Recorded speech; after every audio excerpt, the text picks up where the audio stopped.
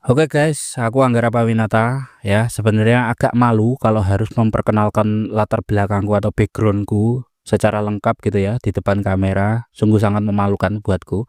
Tapi apa boleh buat, karena karakter orang Indonesia itu dari dulu ya sama aja ya. Lebih senang lihat siapa yang bicara daripada apa yang dibicarakan. Lebih fokus ke sampul daripada isi. Padahal kalau menurut pandanganku itu keliru guys ya. Jangan selalu menilai orang dari gelar atau statusnya, karena banyak kok orang yang sekolahnya tinggi tapi begitu disuruh ngomong di depan umum, di depan kamera langsung gagu, langsung kaku gitu kan. Sementara ada juga orang biasa tanpa gelar mentereng gitu ya, tapi omongannya itu logis, runut, dan bisa bikin kita mikir. Tapi ya udahlah, wong di negeri ini stigma gelar itu masih dianggap penting gitu ya. Bahkan ada beberapa orang yang DM ke sosmedku ya, dengan nada sedikit menantang gitu ya. Ngerti apa kamu soal politik gitu kan? Basicmu apa gitu kan? Makanya kali ini aku sekalian perkenalan resmi ya, biar jelas, biar nggak ada prasangka macam-macam. Oke. Dimulai dengan aku lahir dan besar di Jawa Timur ya. SMA juga di sini. Dari kecil aku terbiasa dekat dengan buku.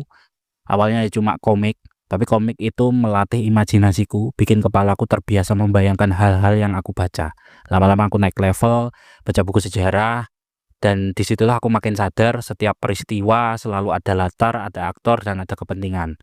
Lalu di bangku SMA kelas 2, seorang teman memperkenalkan aku dengan buku filsafat.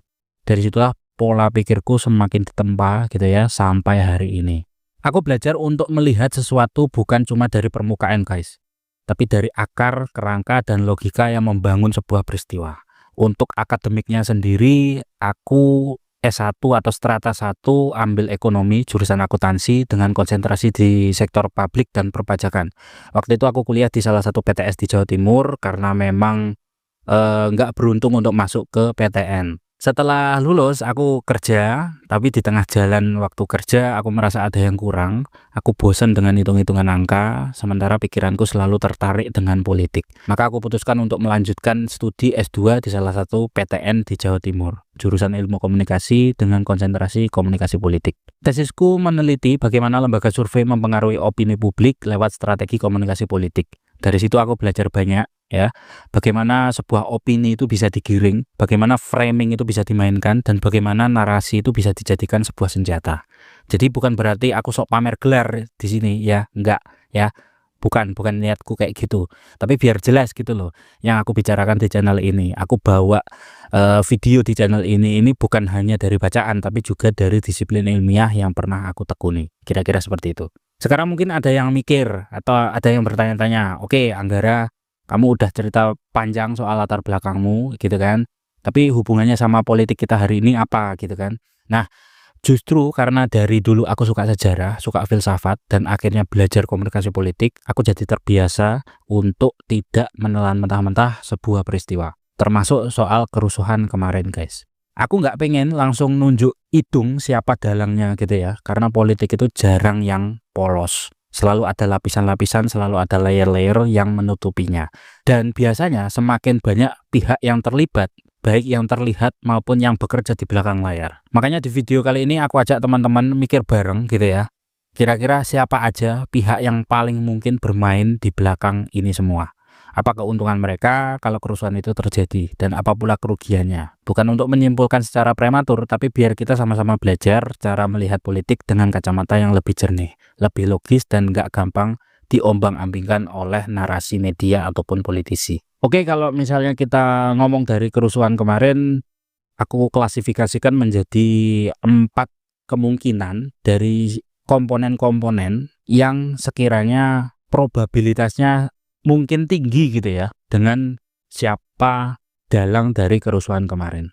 Nah, dari keempat komponen ini mungkin kita bisa tarik keuntungan dan kerugian dari 4 komponen ini, kita bedah nanti gitu ya. Siapa yang paling probabilitasnya paling tinggi untuk kemudian kita jadikan tujuan dari pembahasan konten hari ini. 4 komponen itu ada satu geng Yaman, yang kedua geng Banteng gitu ya, yang ketiga geng Solo, yang keempat atau yang terakhir adalah geng luar negeri atau biasa disebut pihak luar oleh presiden kita. Oke, yang pertama kita bahas tentang geng Yaman. Geng Yaman ini siapa sih? Geng Yaman ini biasa kalau di sosial media disebutnya Anis dan kawan-kawan ya, dan bolo-bolonya Anis gitu ya. Ya kalian bisa cari sendiri siapa bolo-bolonya Anis atau teman-temannya Anis ini yang biasa disebut geng Yaman ini.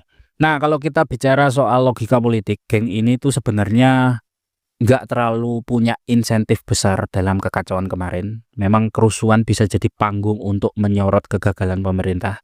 Tapi di balik layar, mereka juga sadar kalau Prabowo jatuh, yang otomatis naik adalah wakilnya, yaitu Gibran. Dan itu justru skenario paling mereka tidak inginkan, guys. Dalam teori komunikasi politik, ini disebut strategic silence. Memilih untuk tidak terlalu terlibat. Karena resiko jangka panjang lebih besar daripada keuntungan sesaat atau jangka pendek. Jadi geng Yaman ini mungkin hanya jadi penonton yang menunggu momentum gitu ya. Dan bukan dalang yang menyalakan api.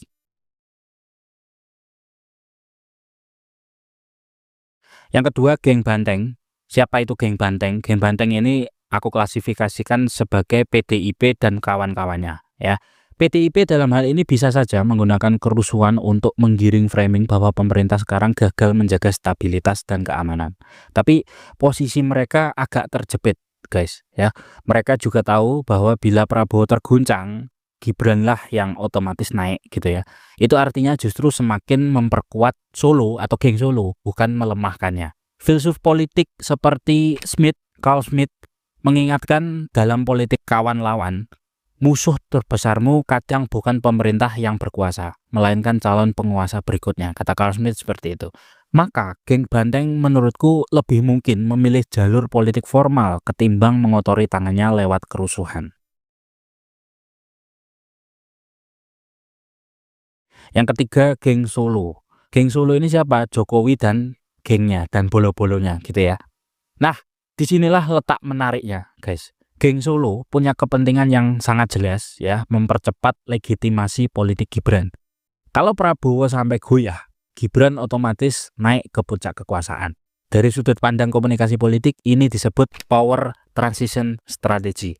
Menguji stabilitas rezim sembari menyiapkan pengganti yang sudah ada di sisi mereka atau di kantong mereka. Kalau kita tarik ke teori filsafat, Vilfredo Pareto pernah bicara soal sirkulasi elit, bahwa sejarah pada dasarnya hanya pergantian kelompok elit lama dengan elit baru.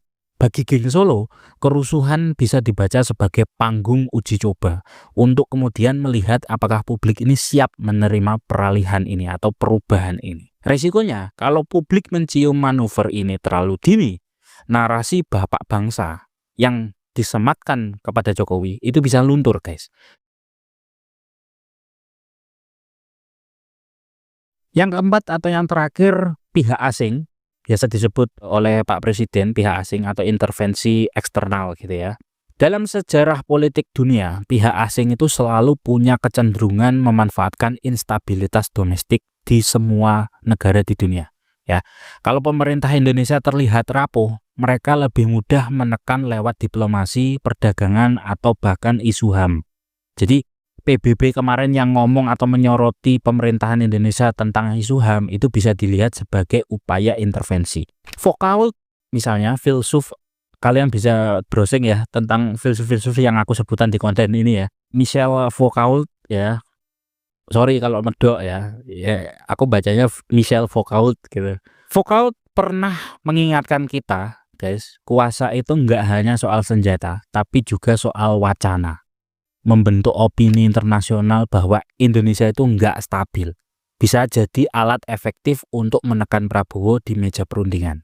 Apalagi dengan kabar beberapa diplomat kita, diplomat Indonesia yang meninggal misterius belakangan ini gitu kan. Sulit untuk kemudian tidak mengaitkan gitu ya, setidaknya sebagai tekanan psikologis. Bisa jadi kerusuhan lokal hanyalah sebuah proksi gitu ya, kalau aku ngelihatnya seperti itu, untuk tujuan global yang lebih besar.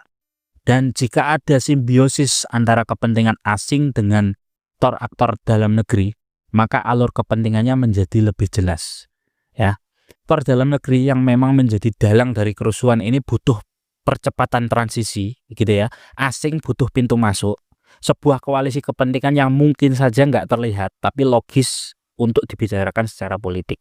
Jadi dari keempat pihak tadi, 2 terlihat paling rasional untuk punya kepentingan langsung, yaitu dalam hal ini geng Solo dan pihak asing. Sementara geng Yaman dan geng Banteng lebih mungkin memilih menahan diri karena tahu dampaknya justru bisa berbalik menguntungkan pihak yang nggak mereka sukai, gitu ya. Jadi setelah kita menelusuri 4 kemungkinan pihak, yaitu geng Yaman, geng Banteng, geng Solo, dan pihak asing, kita kemudian bisa melihat pola yang menarik gitu ya. 2 pihak terlihat punya kepentingan paling jelas, geng Solo yang ingin mempercepat transisi kekuasaan dan pihak asing yang mungkin melihat peluang lewat ketidakstabilan dalam negeri atau Indonesia itu sendiri. Sementara geng Yaman dan geng Banteng logikanya lebih memilih menahan diri dari skenario kerusuhan justru bisa merugikan mereka. Ya.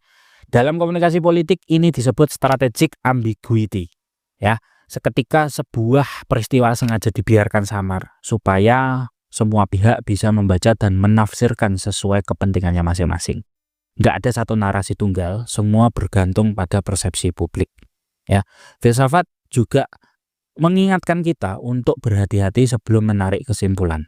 Ya, Hans Gadamer contohnya ya menekankan pentingnya hermeneutik, ya, cara kita memahami fakta selalu melalui interpretasi.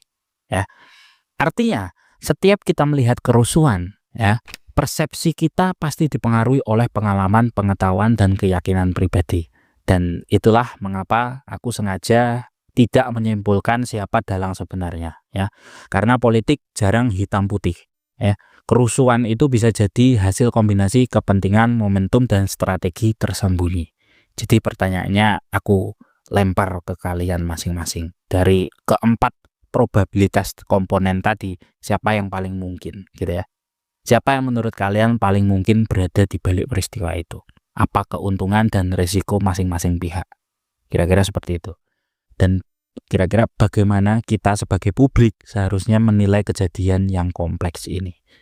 Aku pengen kalian itu pikirkan, diskusikan, dan mungkin tulis juga di kolom komentar gitu ya. Kalau ada ide, saran, dan analisis lain, share juga ke aku. Karena perspektif kalian bisa membuka sudut pandang baru. Kalau kalian suka dengan konten kayak gini, jangan lupa subscribe channel ini, follow sosial mediaku, dan aktifkan notifikasi biar kalian nggak ketinggalan update. Dan tentu saja kasih saran topik apa yang harus aku bahas di video selanjutnya. Bisa politik, sejarah, filsafat, atau kasus-kasus menarik lainnya. Dan aku mau disclaimer juga, semua pembahasan di channelku ini nggak ada yang sifatnya pribadi. Aku nggak ada masalah personal dengan siapapun, termasuk dengan politisi-politisi yang aku mungkin bahas di channel ini. Jadi kalian jangan baper. Aku melihatnya dari sisi akademis dan historical, ya. Jadi nggak ada urusan personal, nggak ada urusan like or dislike, nggak ada. Ya, aku pastikan itu. Aku nggak ada kepentingan apa-apa. Dan ingat, menilai politik itu bukan soal siapa yang paling kuat ngomong, tapi siapa yang bisa kita pahami logikanya. Jadi pikirkan baik-baik dan mari kita sama-sama belajar membaca setiap lapisan yang ada di balik layar. Terima kasih. Assalamualaikum warahmatullahi wabarakatuh.